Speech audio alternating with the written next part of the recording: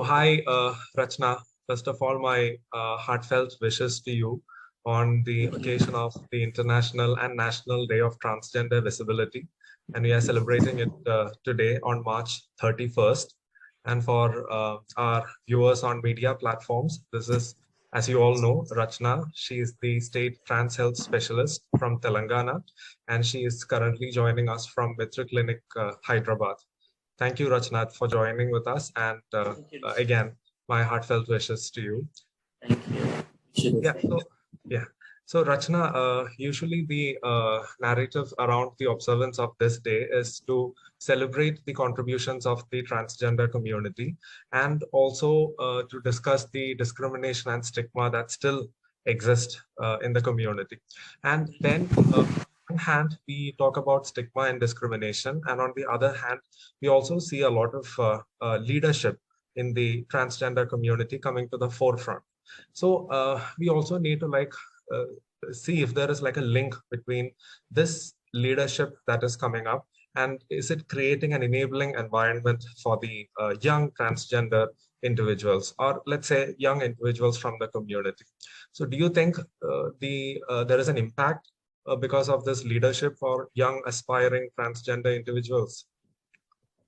Of course, definitely, because I feel transgender leaders are the true warriors, I feel, because the leaders, it can be from any community, but exclusively the transgender community carrying over your life, day-to-day struggle, earning your bread and butter, and leading transgender rights is a different task to any transgender person, because one, you have to individually carry yourself, your transition, your loans and your bills and everything will be there.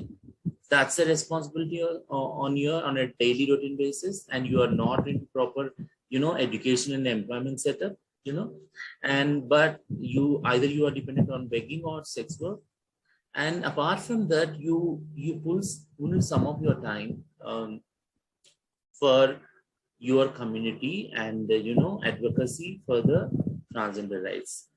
This is a burden and a task, additional task, which the leaders actually taken over from the years. I won't say that whom we see now visibly on highest pedestal of being the leaders, trans leaders or Hijra leaders, are the only feel every such single Hijra or transgender person who have given up their lives for the sake of trans rights. They might have shown some bravery in their life to come out as at least as a trans to the society. That itself make them the heroes and trans leaders, and that always inspires the younger generations. And there is little difference from the traditional and cultural setup of transgender movement to now emerging new phase of transgender movement, because the legal perspective has taken a different turn from 2014, the Nalsa versus Union of India judgment.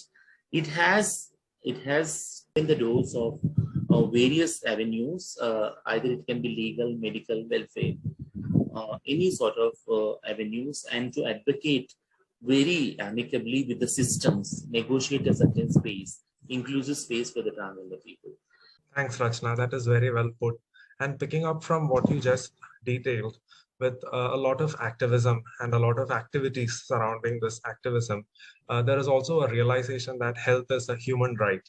So, has it created a demand for services? When we talk about health demand and supply, has it created a demand for services amongst the young transgender individuals? Of course, it's definitely because in past, because there is no such hope, but the hope emerged from such mobilization and motivation, and also a momentum, and the movement has taken its space or shape around demanding for the services actually. And previously we were made to believe that we were not eligible for that services at all. Now the apex court has turned out and said, no, you are also the citizens of this nation and have the equal human rights. From then we started looking over yet and believing over mostly that yes, we are also capable and eligible for taking these services. That's absolutely have paved a way. And slowly you can see the paradigm of shifting the responsibility, self-responsibility of, the NGOs or providing the services, either it can be HIV, STI or condoms. There is a self, responsibility within the community, that now they know where they will get a free condom. Now they will know where they will get the HIV, STI screening. Now they know where they will get the antiretroviral, vaccine or the drugs, and also generating demand to various other services. Now we are looking at self-testing, PrEP sort of services, which are emerging newly into the market. Yeah. That's great. That's great insight, Rachana.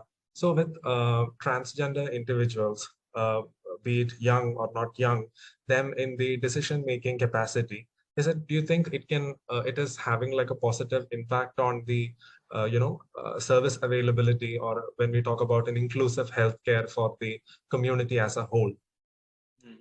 It's so I feel like from generations and generations we have been suppressed and have been oppressed by the systems, So, and also I said previously, we have been made believe that we are not eligible to ask anything and demand anything.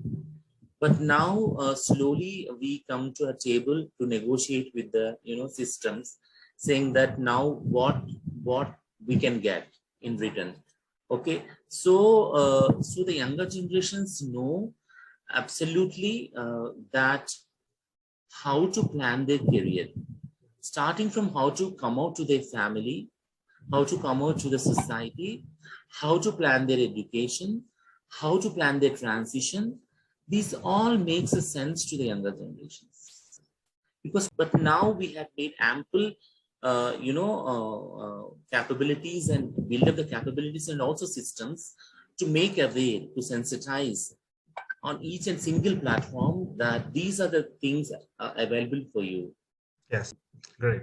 So what message do you want to leave the viewers with on this Day of Visibility?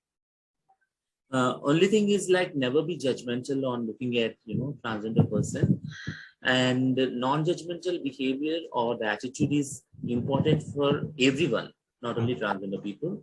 Right. So irrespective of the spectrum of caste, religion, gender, sex, sexuality. Right. Thank you so much, Rachana. Thank you for joining us during your busy schedule. Thank you.